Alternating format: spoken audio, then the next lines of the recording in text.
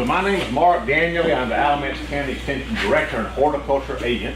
Welcome to Buster Sykes Farm. This is the first program we've had at the farm. So all of our development is new. There's a list on the table of all of our plant varieties. So the orchard is our first step in developing the farm. We'll also have 4-H activities out here. So a lot of this will be learning how to grow fruit trees. So pruning, training, that's what Dr. Parker's going to talk about. We'll also collect data on our trees. So we've got different rootstocks, different varieties, and we'll start looking at bloom time. So I got 2 varieties of plums out there that are blooming full bloom right now. Who thinks it's going to frost between now and the middle of April? Yeah. We won't have none of those trees almost certainly. Mike may talk about that. I got one variety of peaches is blooming. That's not very good. Other varieties of peaches are starting to show some color, and Mike will talk about that. So the possibility of us having peaches and plums is probably not too good. Apples are not quite as far along, so we'll see. But that's kind of the information we're going to collect every year. So when somebody calls and says, I want to plant 400 plum trees, I may not recommend that, because we can say on February the 28th, 2018, these plum trees were in full bloom. March the 14th, they went to 22 degrees. There goes your peach crop. So we'll be collecting that kind of information going forward. See what will grow here, what won't grow here. We've got a lot of new and different things, and we'll just learn over the years how to grow things, what we can grow and what we can't grow. But in any case, so today we're talking about pruning, training. If the weather breaks, we'll go out to the orchard. We hope it does. But we had Dr. Mike Parker here from NC State. He's our state tree fruit specialist, and he'll talk to us about how trees grow and how we prune them. We've cut some branches already that he can tell us about how things work. Mike? Thank you, Mark. It is a privilege to be with you this morning. How of you came to a pruning workshop? Why would you go to a pruning workshop on a rainy morning like this? I don't know. So again, that's what we want to talk about today. We'll talk about training and pruning, but how many of you came with a question other than training and pruning about fruit trees? Nobody else? No other questions? Well, we're pretty good then, I guess. You got a couple other questions? How can I handle voles? Oh, voles, we can talk about that. So, yes? What is that white that's painted on the wood? It's white latex paint. In why? There's several things. One is to prevent any type of herbicide injury. You notice there's a grass-free area underneath the strip. That's a white latex paint. It protects that. It's also to protect from winter injury. You ever seen trees split, the trunk split late winter, early spring? What's that? Freeze and thaw. It's freeze and thaw, that's right. And it usually occurs in the southwest side of the tree. So, because we know that the trunk is going to be the most cold sensitive portion of the tree, if we can paint it with white latex paint, reflect the sunlight, we can minimize how much heat up we get of that trunk to minimize the heat up. Because what happens if you get a dark bark like that on a bright sunny day, that bark heats up well above air temperature. The sun goes down, temperature drops, and that trunk area can split. So we use that. It's a white latex paint. Latex. You use oil-based, it'll kill the tree. So, and we can talk about some of this as we go through. But again, as Mark said, my name is Mike Parker. I'm the fruit and nut specialist at NC State. How many of you tell someone your job and they laugh at you? It's my job, it's not my personality. So we won't discuss that either. But if it grows on a tree and you eat it, I get the opportunity to work with it, work across the state, doing this type of a program. I also have research plots across the state. We do a lot of work with our apples outside of Asheville and Mills River. Do a lot of work with our peaches down in the Sand Hills region. We have a research station there. We do a lot of work with pecans on pecans. Okay, I'm a friendly company today. Pecans, they're not pecans. On the eastern part of the state, usually on the I-95 corridor over in east. But they can be grown in this area. A bit of background, just to maybe clarify some things. I was raised in Michigan.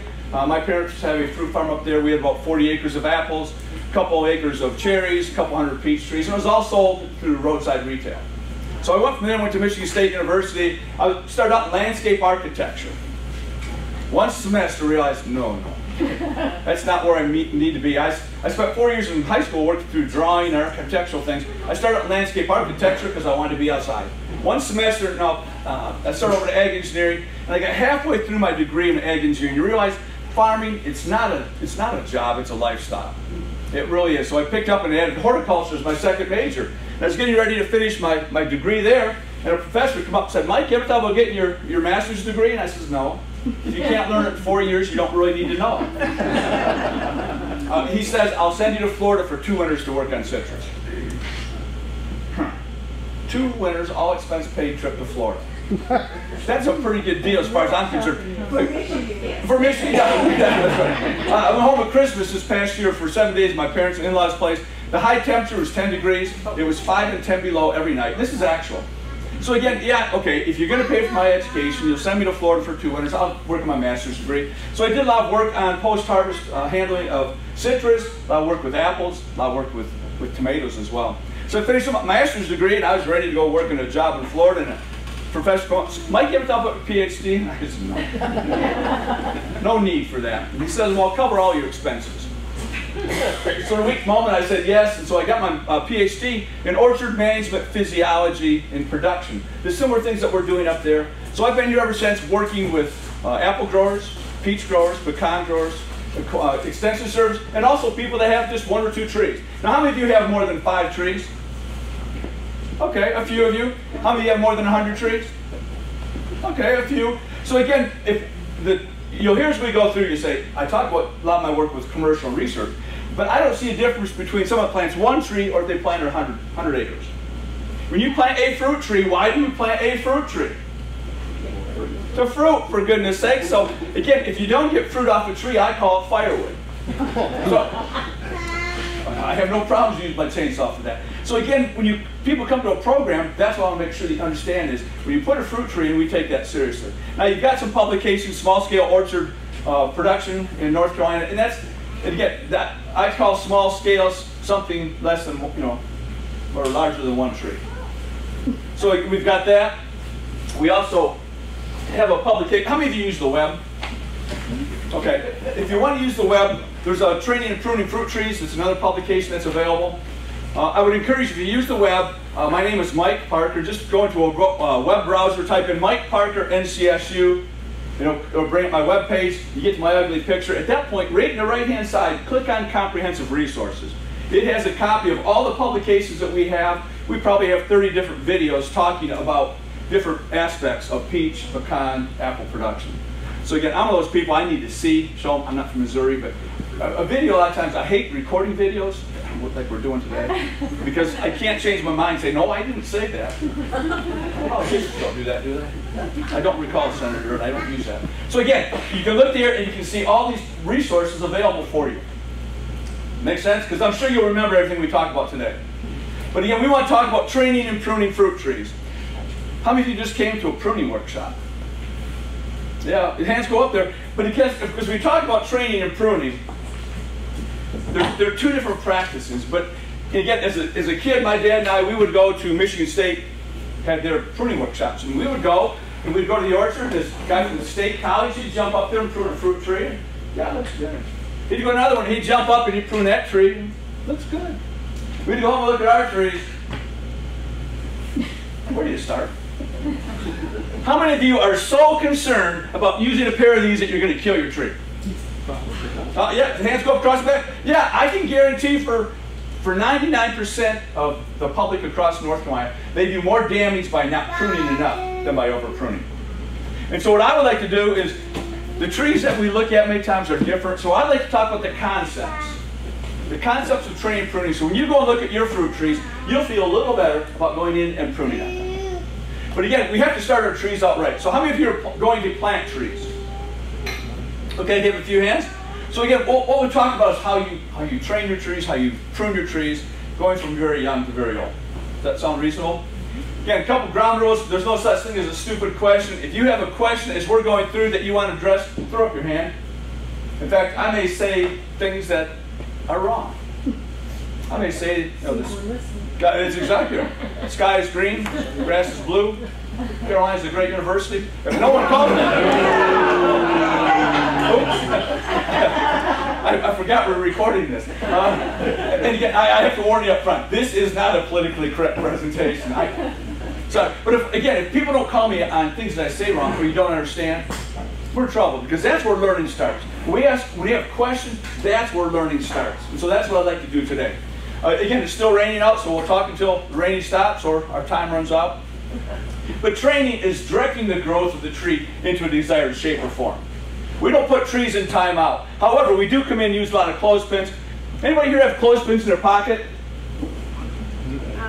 I'll grab my coat here. What kind of guys carry around clothespins in their pocket?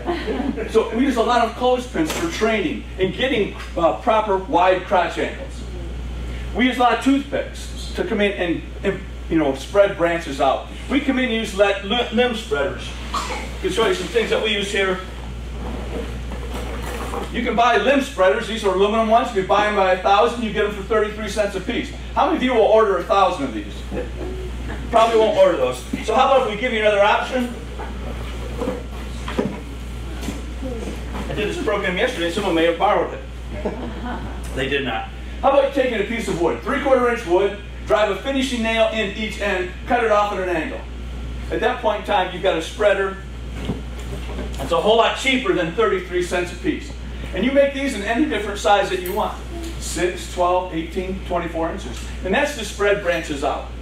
So that's what we talk about training. Now, again, if we start talking about training and pruning, how many of you have Bradford pear trees? How many of you have had Bradford pear trees? A lot of hands go up there. What happened to your Bradford pear tree? It broke. If we would use these training techniques, we could grow a Bradford pear tree. The problem is these wide crotch angles. When we pull these...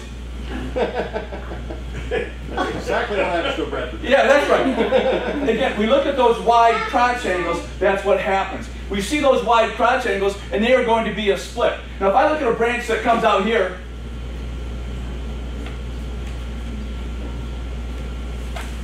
I can't pull that branch off because they're wide crotch angles. So if I'm going to be growing a fruit tree, I'm going to be getting those wide crotch angles from the day that they're planted. So again, I can't overemphasize that enough. Again, pruning is a removal of the tree that's used to maintain or correct tree growth. Now, how many of you came with questions about fertilization today? Oh, okay, I was going to say, a couple hands. Why would you come to a pruning workshop where you take growth off the tree and then know how do you put more growth back on that tree? That's sort of a wasteful process, isn't it? However, it's necessary.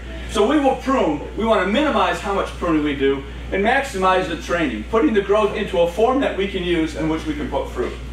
I need to talk a little bit about pruning equipment. Buy a nice set of hand pruners. These here are around about $71. Picas, again, this is not a recommendation. But now, again, if you could have something for 5 years, do you mind putting money into it? How about if you had it for 10 years? How about if you had it for 25 years? When I first came to North Carolina, I had an apple grower who says, "Mike, you need a pair of these pruners." I says, "Nah, it's too expensive."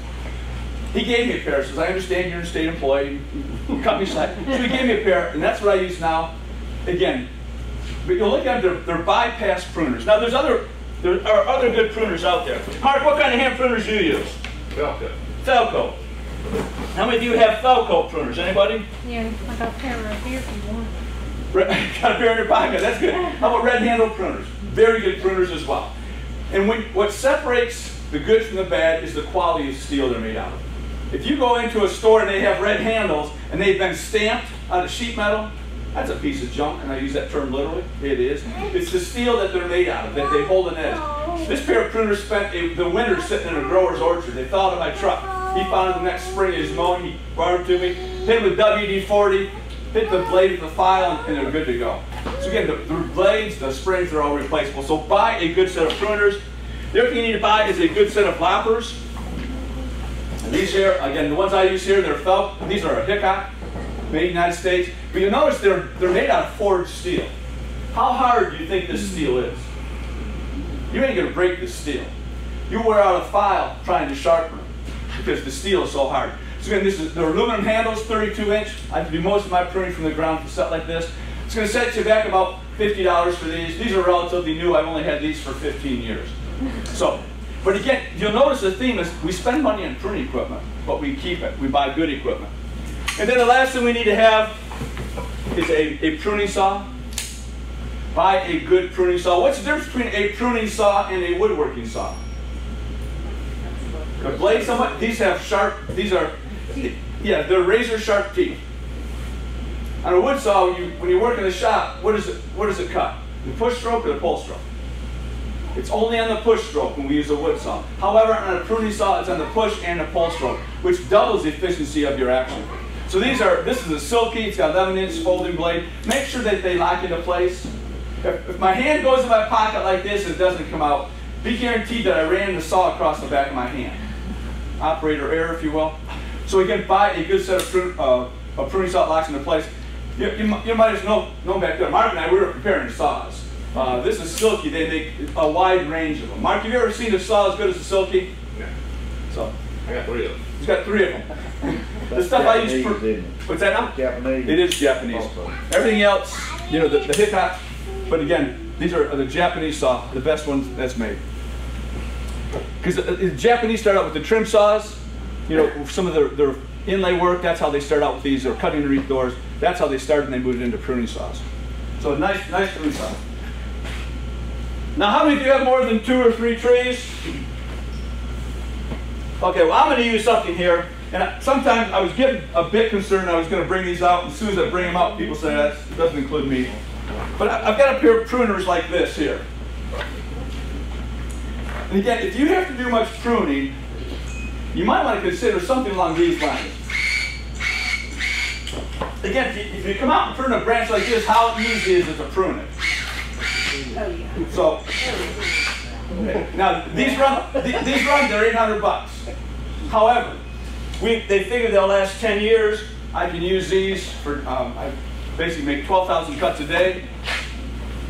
Run 10 hours a day. So again, you put it on, you wear this, it's a vest, and the battery sits across your back. So again, if you start, oh, they weigh about 2.5 pounds. Feel that? I won't use it. No, sorry, you back away. I told Mark his saw, I says, Mark, don't put your saw down. Because that may go back to Raleigh. So again, we start looking at these, this is what we're starting to go to commercially. Because of repetitive motions, because of shoulders, basically elbows, wrists, that's right. Carpal tunnel, that's exactly right. So again, the first pair I saw in North Carolina was 10 years ago because the guy had carpal tunnel surgery. He couldn't use his hand pruners anymore because it was hurting his thumb so much. So again, buy good pruning equipment, and that's used for for all. You can use it for anything. Now again, we can also talk about if you're going to be going between plants. I don't think we have to worry about disinfecting pruning equipment. But how many of you disinfect equipment? And what do you use for disinfecting? Okay, Clorox. There's 30% Clorox in water. I spray my equipment, I look at them the next morning, guess what? They're rusted. It eats up stuff. Alcohol. We can use isopropyl alcohol. Our employees were very happy when we were using this. It disappeared very quickly. It evaporated. So alcohol can be used. However, the #1 pesticide sold in the United States is what? No. Lysol. I wasn't ignoring you. Lysol, and again, if you look at the label, it's an antibacterial. It kills bacteria. So again, I use Lysol, 30% Lysol in the spray bottle, and I spray my equipment. It doesn't wreck the equipment, doesn't stain my clothes. I smell pine fresh. So again, it's a good product to use if you need to disinfect your pruning shears. You come out and you spray them, and you can move on. So. It does not rust your equipment. No, it does not. Where bleach does. You use bleach, and again, I got $300 in my clothes, $300 in my pruning equipment, and basically Lysol, it eats up clothes, or the Clorox eats up clothes very quickly. So then, all that said, now how many of you feel better about pruning a fruit tree now? Oh, Mark. We'll try again. So again, why do we train and prune? Why did you all come out in a rainy morning? We want to control tree size and shape. How about developing a strong tree structure to support the fruit crop? Again, this is a picture here. I'm not sure you can see it. Have you ever seen a peach tree split right in the center? Right down the middle. This one here is taken one of our largest commercial growers. Mark, you may have been with me. we went over to this grower and he called me. We were down Sand Hills working. He said, Mike, I want you to come over and take a look at my trees. We'd given him a variety that NC State had developed. It was a numbered selection at the time. And he planted them out. He says, Mike, I didn't think a whole lot about this variety. However, he says, I have to change my mind. Those trees set with such a heavy fruit crop that they split all of his trees. So again, we want to make sure that we prune and train our trees so that they can tolerate that crop load. How about removing the dead, damaged, and diseased wood? You know, that goes without saying. Excuse me. How many of you have pear or apple trees? How many of you have heard about fire blight? Fire blight is a bacterial pathogen. It starts in the tips of branches or blossoms. When the tips of the branches turn over like a shepherd's crook, the leaves stay on and it moves back. That's that bacterium moving within the plant. You'll see it on Bradford pears, some in a bad year. When you see that last visible dead leaf, we know that that bacterium is 12 to 15 inches back into what appears to be healthy tissue. So if I cut into that tissue with my pruning shears, what have I just done? I've contaminated them, and every other cut that I make, I spread the disease. So during the growing season, that's why we disinfect. However, we know that that bacterium will move within that plant, and it'll set a canker. You see the sort of the discoloration here as it moves down? In the fall, in the winter, in the fall, it stops here. In the winter, there's a canker. We can cut just beneath that canker and get the live tissue. And we don't spread the disease.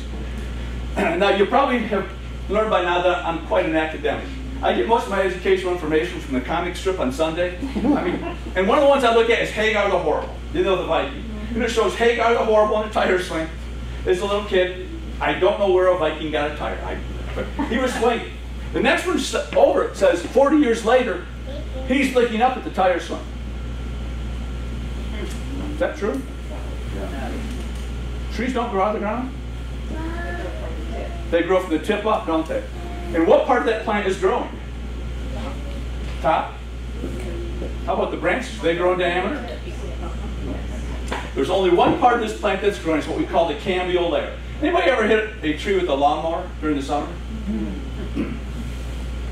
I'm guilty. So you hit that bark, and it slips off, doesn't it? The bark slips very easily, and that's at the growing point. So one of the things you can look at is if you cut into a tree limb, it's green. And that green layer just underneath the bark is what we call the cambial layer. That's the only part that's growing. So if I cut into this, if I cut into that canker, can you see where that canker's at? Can you see where it goes from green to brown? So again, and that's where when we come in and cut that out, we need to make sure we're out of that dead tissue, cutting into green wood. Because that's the only part that's growing. So again, that's the dead, damaged. That growth needs to come out during the growing or during the dormant season. I guess I probably should talk about there's a difference between summer pruning and dormant pruning. How many of you say you never prune during the summer? If we look at the old literature, you never prune. We do an awful lot of pruning during the summer. When I'm pruning during the dormant season, I'm using these. If I'm pruning during the summer, I'm going to be coming in and using something like these, or better yet, these. So again, and that's removing dead, damaged, and diseased wood, both during the growing season and during the dormant season. How about increasing light penetration? Anybody have an old apple tree? No. Uh-oh. With those older trees like that, where's all the fruit at? It's in the top. Why is that? It's where the light's at. So we talk about light penetration, and we'll talk about light for several things. The primary thing is we know the flower buds that are going to be coming out in 3 or 4 weeks, Mark, maybe not. Those flower blossoms out there that are out now, those flower buds were formed last summer. Last June and July is when those flower buds were formed. In order for those flowers to form, it's a biochemical reaction. That leaf needs at least 30% full sunlight. Otherwise, it's not going to initiate a flower, it'll just have a leaf there. So the more light that we get back in, we can keep fruit back towards the center of the tree. We also know, well, Parker, 30%, I can live with that. I'll plant my tree in 50% shade. What happens when you move basically 18 inches inside a tree's canopy? What happens to light levels? They're going to drop. How much do you think light levels would drop by? About half, maybe, depending on the tree. So again, we move 18 inches inside a canopy. That's why these apple trees, the fruit's only at the top. So another, we look at light penetration, fruit quality. We need at least 75% full sunlight for optimal fruit quality. How many of you like high quality fruit? You don't buy it from Washington then, do you? So we'll come back and talk about that. So we increase light penetration. We also want to increase spray penetration, air movement. Now, what's the definition of organic? You're getting more than we normally do in this presentation because it doesn't look so promising outside, does it, Mark? Not right now. Not right now. So what's the definition of organic? Living. Living? Yep. What's that? No pesticides. No pesticides. Limited pesticides. Some carbon, oxygen, nitrogen, and you get some that, actually, we need to take a little more. If we look at 15 years ago, organic was whatever you wanted to call it. Mark and I may have different definitions of what organic is. Now it's a USDA grade standard. It means you can put nothing on that tree that is synthetic. Everything that goes on that tree has to be natural. So we know that natural things are very safe for us, don't we? Arsenic? Nicotine? Maybe I'll have to go back to the drawing board. So if we look at it, again, I work with conventional growers. I work with organic growers. I really don't care. Quite frankly, I will help them understand it. We need to understand that organic trees are not sprayed or no pesticide. Trees that are not sprayed, I call neglect. So again, because if we look at the literature, you're exactly right. People say there's no pesticides or they haven't been sprayed. And nothing could be further from the truth. Our organic apple growers have to spray probably 40% more than our conventional ones do. So again, I don't really care if you're conventional or organic. You have to have spray penetration into the interior of that tree. We also want to have air movement. The more air that we get in there, the more sunlight we can get in there. Hopefully we can reduce the disease and insect pressure within that tree. What's worse than finding a worm in your apple? Finding half a worm. Why is that? It's 100% protein. It's apple flavor. My dad used to say if we put worms in our cider, we have to charge you more. Protein is $1.99 a pound, and a gallon of cider is 10 pounds, and we sell it for $5. So again, we go back to how many of you are willing to accept substandard fruit? How many of you have fruits and vegetables in your garden are willing to cut out a spot? I think we're all willing to do that. We all do that. How many of you are willing to buy something from a grocery store that you have to cut out spots? Come on, there's a double standard here, folks, isn't there? So again, we have to understand what we're trying to do. And if we're growing fruit for ourselves, we can tolerate a little more damage. But if we're trying to sell fruit that we would sell at a roadside market or roadside stand, quality is going to be a key.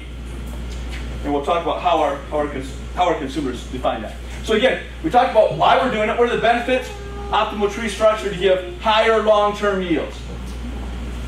Again, that long-term is going to be key. When you plant a fruit tree, it's a long-term.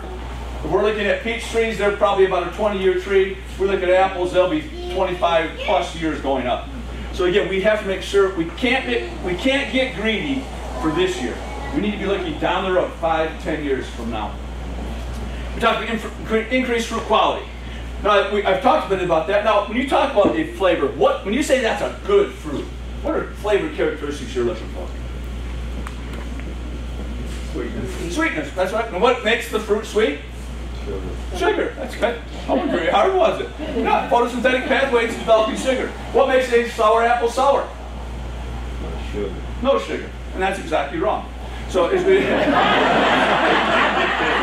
wasn't setting you up in that one, was I? Most people would say, they say, you get diabetics. My wife's a dietitian. And you get diabetics, I can't eat sweet fruit because I can't have the sugar. So they can eat some of the sour fruit. No. So do you know that a lemon has about the same amount of sugar as a peach does? What does that tell you maybe where that tartness is coming from? It's coming from citric acid. So if we would look, and again, we don't have citric acid in fruit. You're doing good here. So we don't have citric acid in apples or peaches, but we do have malic acid. And we look at, when we get that balance between the sugars and the acids, that's when we get that high quality fruit. So again, it's that ratio that we're after in both the citric or the malic acid and the soluble solids that make up the flavor are formed through the photosynthetic pathways. So we will get higher quality fruit by getting light penetration. How about color? Is color an indicator of fruit quality? Yes? How many of you have had those beautiful red delicious in the state of Washington? Oh, hey, you changed your mind?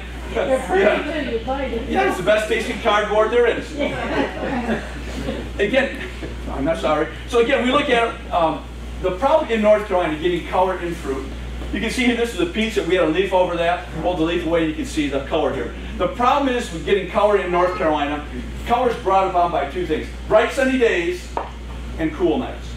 So when we're maturing fruit in August, we get bright sunny days. Yes. Yeah, we get those 65-degree nights.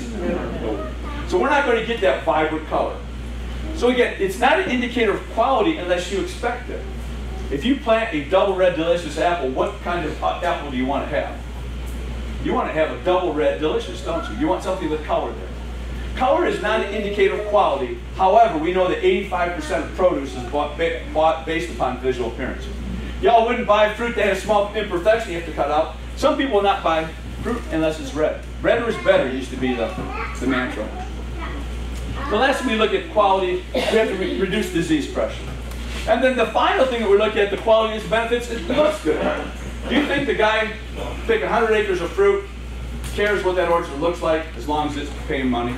As long as it's paying the bills and generating profit? Do you think he cares what it looks like? Do farmers take pride in what their fields look like? Yes. You better believe they do. We'll go out to Hendersonville, in the western part of the state, and we'll go to the Waffle House in Beer Wallow Road in the morning.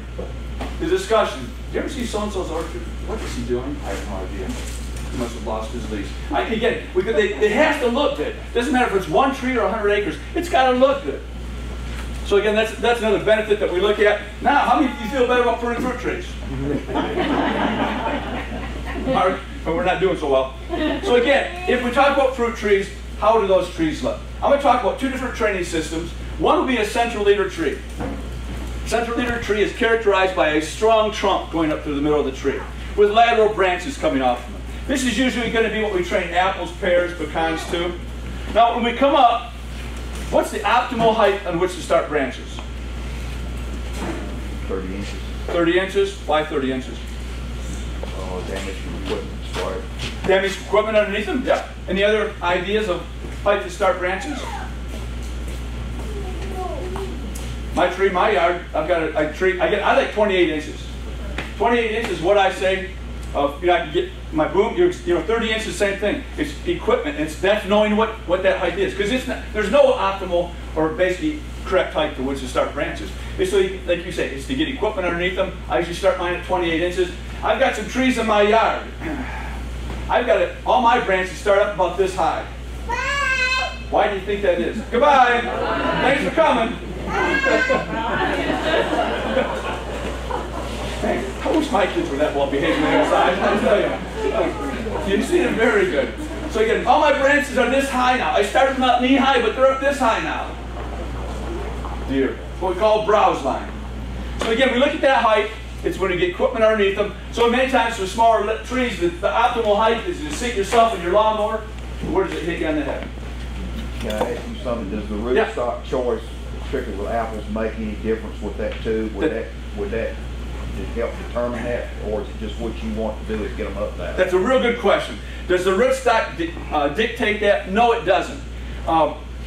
Because when we use, and we'll talk about that in a minute, we talk about dwarfing rootstocks, we're going to have shorter trees. So yeah, the closer you start your branch to the ground, the more your productive area will be.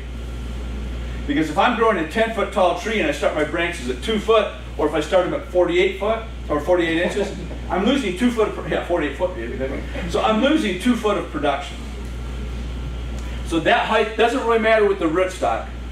Now if we're talking about pecans, and we know on pecans at maturity, our first branch on pecans is going to be 6 foot off the ground. If I'm trying to mow around a pecan with a tractor, I'm trying to put a shaker in, we know that first branch is going to be 6 foot off the ground. But we start talking about apples, no, we want those as close to the ground as possible, allowing for maintenance underneath the tree. Because one of the major expenses with fruit is what? Waste. Waste? But when managing that tree, what do you think where we put the most money? Picking? It's followed closely by what? Chemicals. Chemicals or pruning. The same way with chemicals. Pruning, labor for pruning and picking or chemicals, the lower I have that to the ground, I can reduce the cost for all three of those. Because if I can keep people off ladders, I'm much better off. So again, this is a question? Okay. Again, so this would be a semi-dwarf apple tree.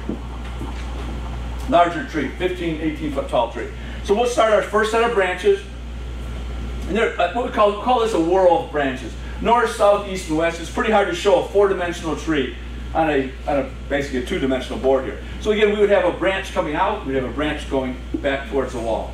And then we'll leave an area of about 18 to 24 inches without branches, allowing light. We call that a light slot, allowing light to come in. Then we'll have another set of branches come in. Then we will leave another area of 18 inches, allowing light penetration. And then we'll do that up to the ultimate height of the tree, at which point we will cut the tree out to an outward growing branch. We do that when these branches are at least 2 years old. So again, that's what a tree would look like. Anything about that shape that may be a little different?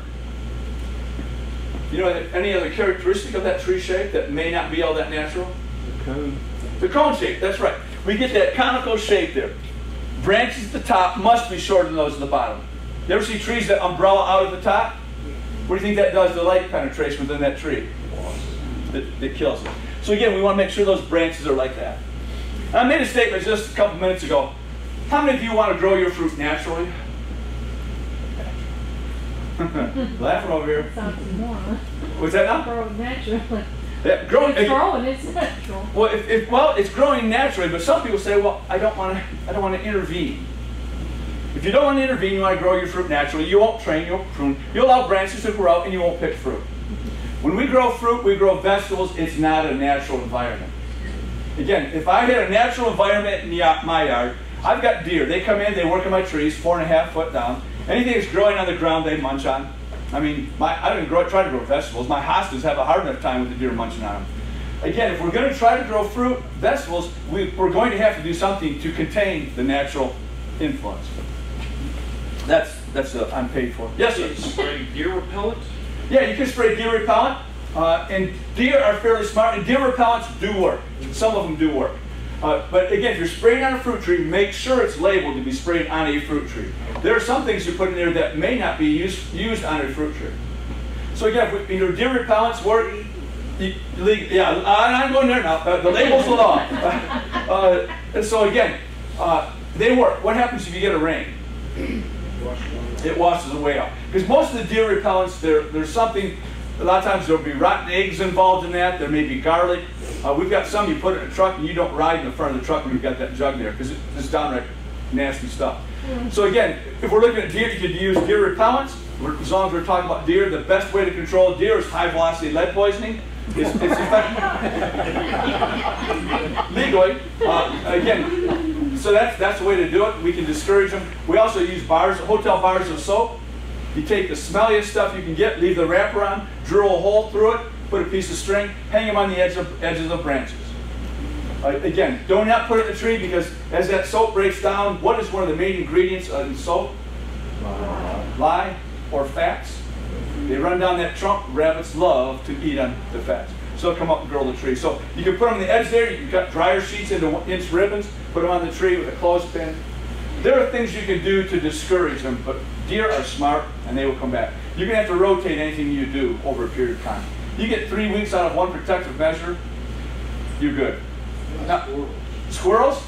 High velocity lead poisoning is the same way. I don't know, quite frankly, how to do that in a home setting. I tell you what, I have deer that gets on their hind legs just like a goat. It's fruit. Yeah. But squirrels is a bigger problem for me than Well, if we look at our, kill. yeah, again, we can use some high velocity selective thinning. We can also come in and we use traps. The traps that we use are not catch and release traps. How many of you have ever seen people that use a live trap and relocate squirrels? Yeah. Again, those squirrels probably beat you home. They do. The other thing is it's illegal. Basically, catching and releasing, relocating wildlife requires a license for that. So, but I wish I had an answer for you. I don't. I have. They're destroying my crop. Yeah. Some people, you know, And dog. And don't wait for it to ripen. No, that's right. That's a problem. And you get a lot of crops will find you'll get birds and crows will do the same thing. We have a bird specialist here. I have birds. You know, crows are a problem. This picture. Crows are a problem as well. I tell you what works pretty good for crows is take, you know, the first type of hose pipe that they come out, the soaker pipes. Yes, yep. Just cut those things, the old ones, well, Yep. they don't last for so many years. Cut them up and lay them all through the trees like a snake. Oh, like a snake? And that works for crows. Okay, hadn't heard that before. That works for crows. Okay. Same way in your garden. Yeah. Same way in Hadn't your heard garden. that. I just take, with corn, Yeah. how they work on corn. Just take those things and cut them up in about 4 or 5 foot lengths and run them out through your garden. That makes sense. It works. Let's try that. Or it has for me. Yeah. Well, And I've been using it for several years and it continues. okay. Our pecan growers, they love to hang crows in the trees. They get a crow and they hang them by their feet. We'll move on. But again, this is what we look at. This is what we're looking at for a central leader tree. However, I don't know why anybody nowadays would plant a full-size apple tree. I think looking at dwarfing rootstocks, and Mark, you're using several. You've got dwarfing rootstocks as well as MM111 up there. Yep. Planting the larger trees, having to wait 5 to 7 years for fruit, having to climb up and down to train and prune can be an issue. We can look at dwarf trees. Dwarf trees we have, again, this would be a traditional tree.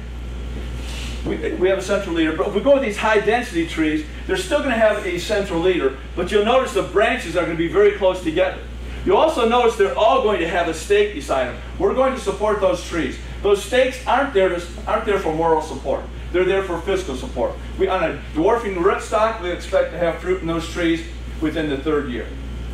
So again, if we were looking at a full-size apple tree, a 20 by 20 spacing, Mark, are they 18s or 20s up here? 20. 20 foot. So if we assume 20 by 20 for a full-size apple tree, 400 square foot, why would I put that in my yard when I can come in and put 6 or 7 dwarf trees in that same footprint? I can have fruit in the 3rd year. If I get fire blight in that tree, for goodness sakes, I can cut that tree out, and I still have 75, 80% of my production. So again, I would be looking at apples. We start looking at higher density systems. But again, the only way that will happen is if we use a dwarfing rootstock. And then we'll move on to the last system. We can talk about an open center. This is usually what we'll prune peaches to, maybe plums. Again, we come up approximately knee height, and then we'll take branches out at about a 60-degree angle. 3 to 5 branches coming out. If we look from the top, this is what it's going to look like. We have our trunk here. We have 4 branches coming out. And what we will do is we will cause those branches to fork. Again, we don't have a dwarfing rootstock for peaches yet. If you see someone selling you a dwarfing rootstock and peach, my mom always gave me what for if I told a half-truth, and that's what they're selling. If something's reduced 10%, is it a dwarf? No, I don't think so. So again, this is what we want to have, branches growing out at a 60-degree angle.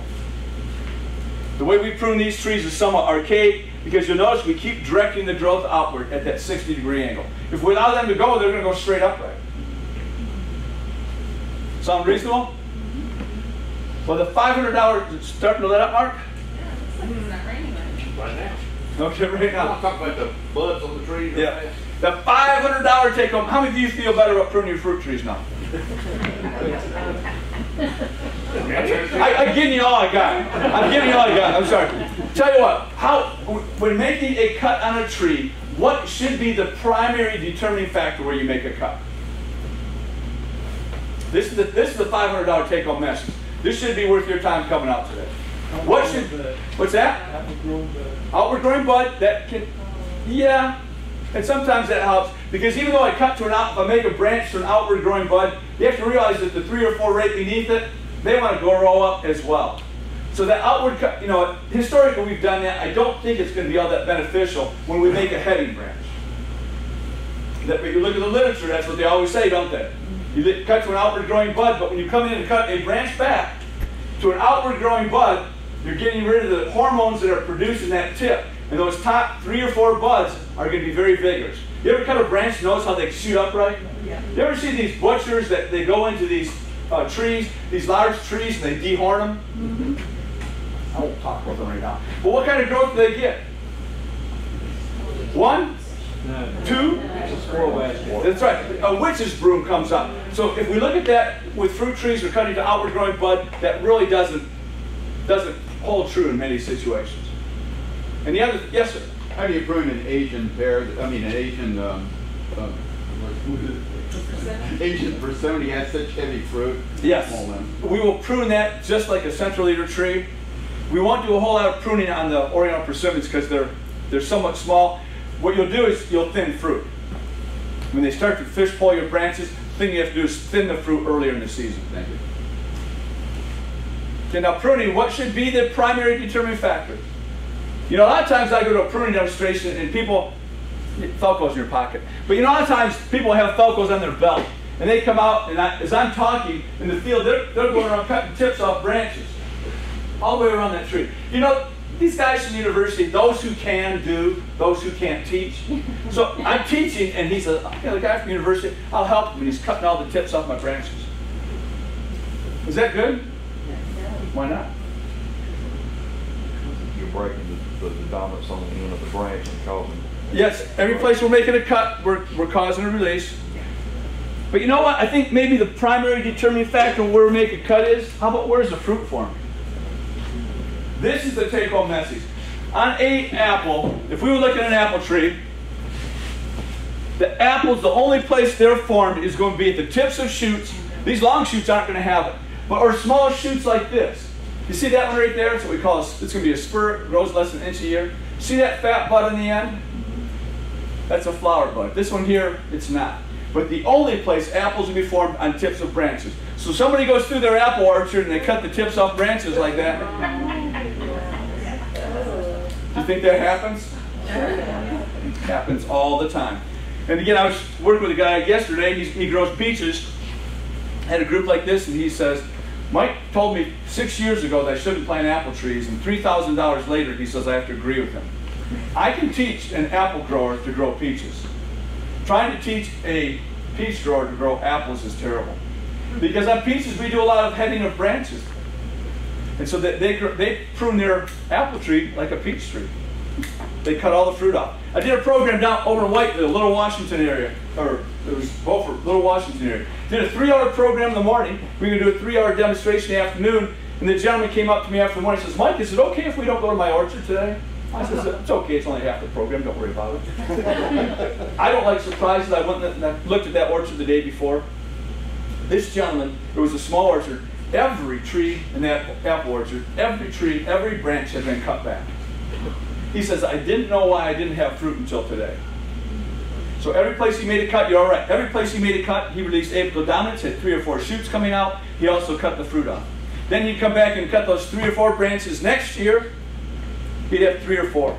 It's a multiplication process down the road. He didn't have fruit, and he won't have fruit. So if you're on apples, if you're cutting the tips off branches, you're in trouble. However, on peaches, if we were looking at a peach like that, do you see those large swellings on that? See the redwood? Again, those are all going to be peaches. If we would look at a branch like this here, how many peaches do you think are going to be on this branch? How many peaches do you think this branch can tolerate? 3? 6 to 8 inches or so between peaches. So again, if we were to look at this, it's 1, 2, 3, 4, 5, 6, 7, 8, 9, 10, 11, 12, 13, 14, 15, 16, 17. There's about 17 peaches on this here. So when we have this redwood coming out in a peach tree, we will allow that to come out. We will cut it back by about 1/3. You look at the tips here, there's no flowers on the tips. There's very few flowers at the tips of these branches. And we know that when we grow peaches, the #1 economic input into peaches when we have a full crop is going to be hand thinning. About $1,200 an acre to thin fruit. So when I'm dormant pruning, why don't I come in and cut the tip back like this? By cutting that there, I stiffen this branch. And then I allow it, this one here, I can have about 3 peaches. I can put 1 here, 6 inches, 1 there, I can put a peach there. So in peaches, I will come in and I will head. Most of my redwood, these shoots like this, if they're growing out, if I have a branch growing out like this, you want to keep it out at a 60-degree angle, I'll come in and I cut and get rid of the things that are shading growth beneath there. And then I will cut out shaded, the things growing underneath.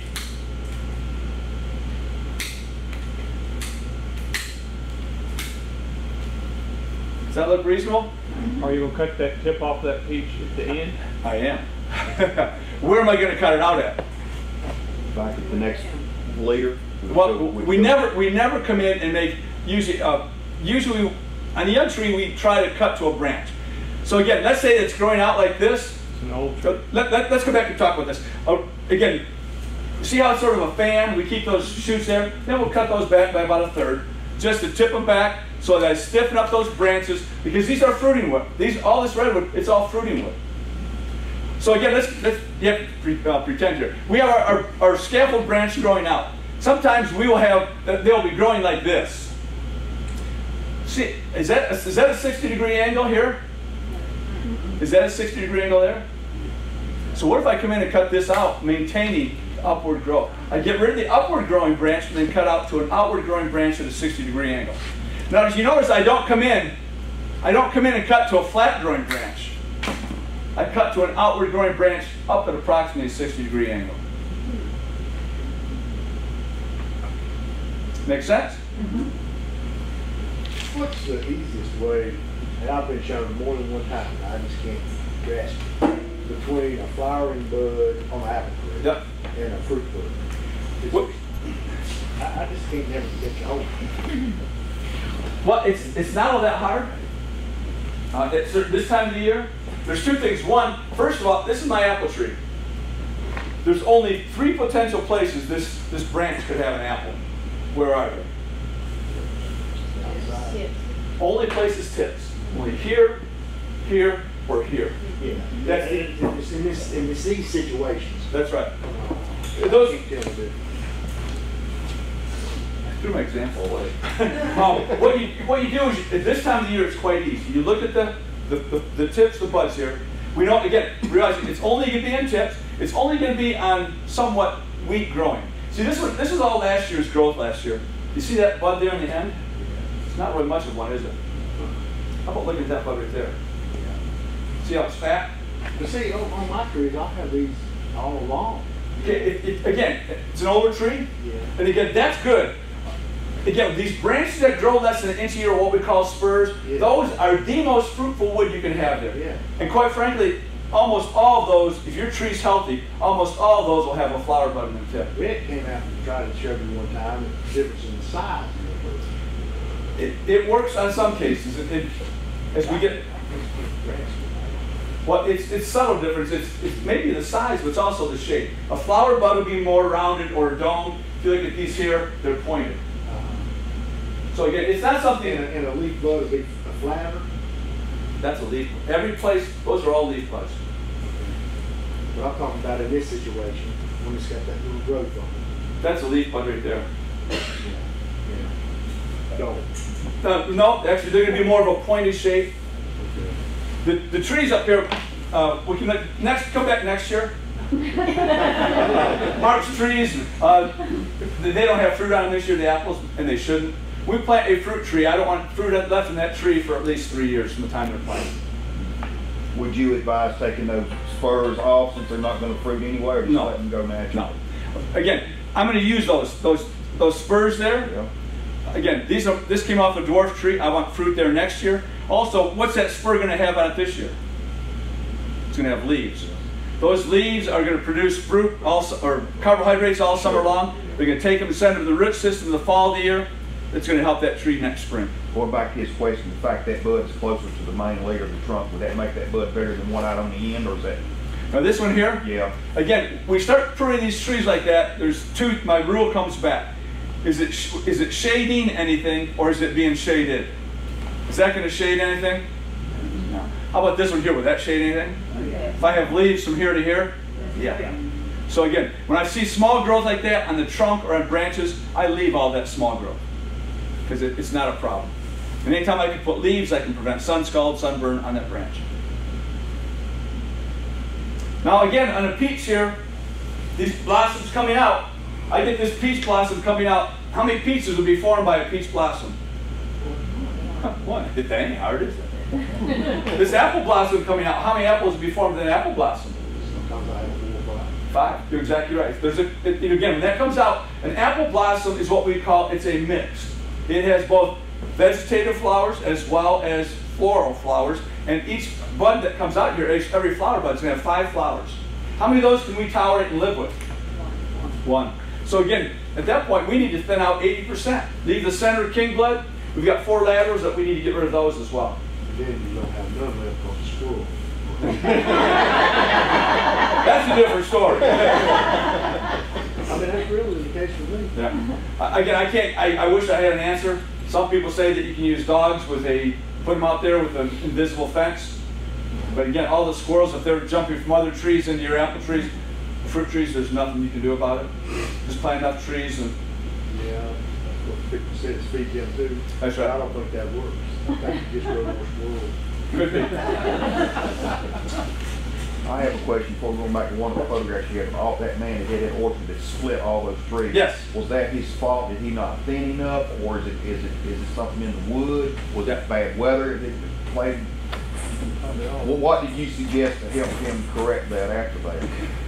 And what species or what type of variety was that? Do you remember? That was Carolina Gold. Okay. It's now released. It was a numbered slice at that point in time. And again, if you look at it, a lot of that has to do with how the trees are trained and pruned. Mark, are we still raining out? We can do it now. We can go. Okay, because we can look at fruit trees. Part of this here is part of the thinning issue. The other thing is it was the trees weren't trained to start with the best way they could have been. So do y'all feel comfortable going out in the field? We can describe it. We can discuss a lot of that there. Well, again, if we look at a tree like this, it's 1 year old. What are we going to do to it? Do we have an open center tree? No. We'll cut it all down. We want one. But again, you have to realize when I cut a tree down, it's for a reason now. Again, it's hedging my bets. There's a couple things we can do. One is we can come in and say, okay, this will, again, I've got one branch, don't I? One branch that gives me, are any of these other branches suitable for scaffold branches? They're all growing down, aren't they? I need the upward 60-degree angle. That one. Was that, you knew I was doing that? Actually, I thought you were going to do. Well, I'm going to.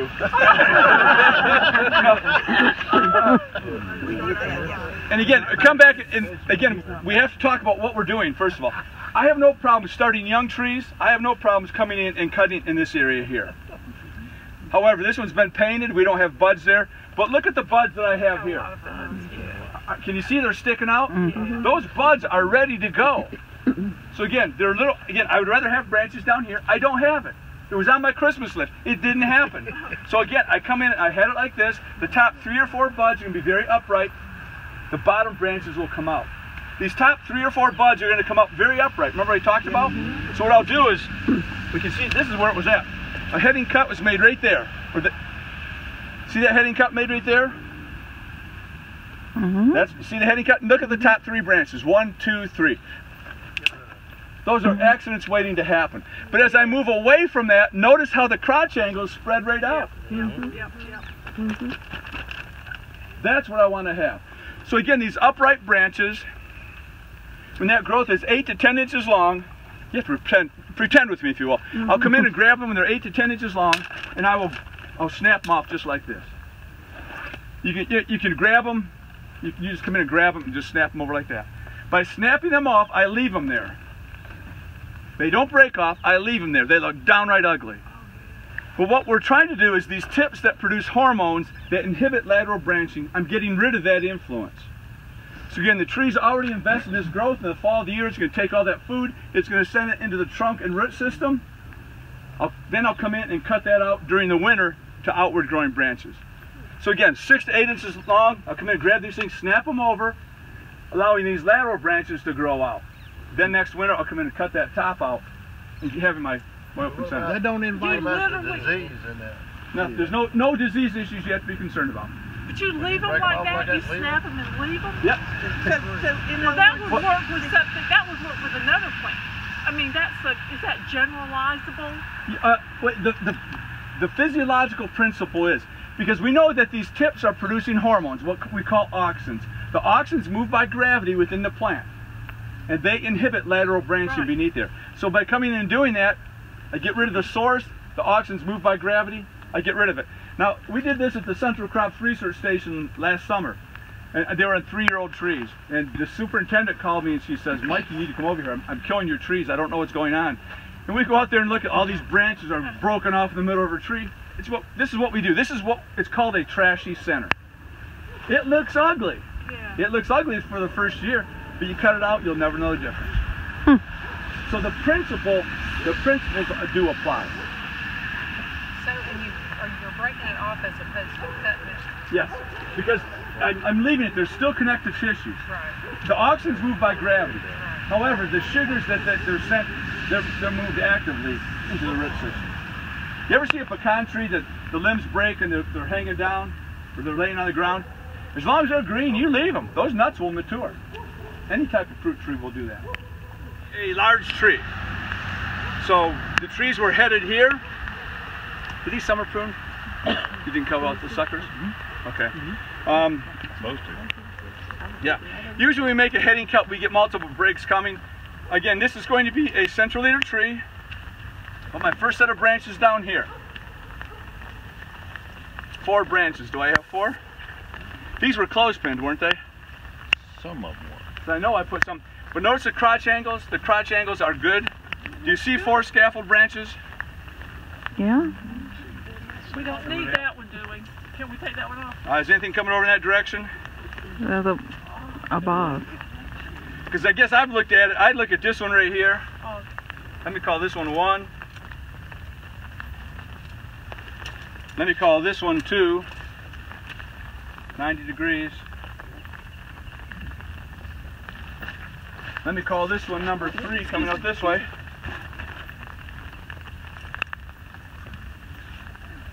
Where's number 4 at? What's that? I would take This one here or this one here? this one here. This one here? That one. Yeah. This one's easy to work with. That one's a little. You don't even need this pretty. It's going up. Yeah. And again, you know, the discussions you're making here now, they're all valid. Again, there's no right way to prune a tree, but there are wrong ways. But again, if I start looking at, how about this one here? Is this a good one to use? Why not? Too mature. But look at the well, good thing we look at the diameter. Look at the diameter of that branch compared to the diameter of the leader.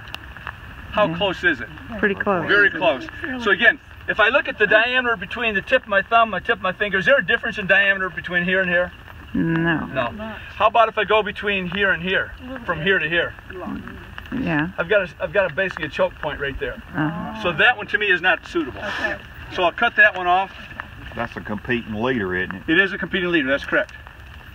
And again, it's notice where a heading cut would make. It's the closest, Mark, I think these were summer pruned. Okay. Maybe. There were buds here that were, I can't. Pruned a little bit. they were rubbed off. Because when we make a heading cut like that, remember you talked about the top 3 or 4 buds are very upright? You talk about competing leaders, you're exactly right. Okay. So again, I need something over in this direction.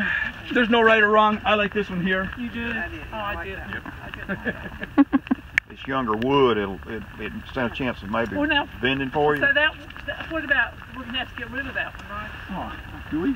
Not really. Yeah, we do. We get rid of that one. You see my 4 scaffold branches? Yeah. Yes. Now, look, again, now where are all the apples going to be formed at on an apple tree? The tip. Again, these trees they're not going to have anything here. But again, when it starts growing, I'm going to have a branch coming out here, multiple branches coming out here, and I'll get branching for about 12 to 18 inches behind that tip. So I've got a lot of fruit back towards the trunk, don't I? No. So what we'll do is we'll come back and head these at about 18 inches. Because I know that a heading cut like that will encourage branching for about 18 to 24 inches back. Okay, So you want to keep it closer to the trunk. I want branching as close to that trunk as possible. Notice this one here? Is that shading or shaded? Leave it there. Don't touch. Don't head it, invigorate it. So again, that's what we'll do. Now, our leader. Maybe. How about that?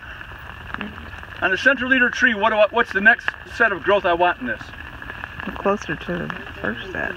Yep, I want branches approximately 18 to 24 inches, so I want branches up in this area here.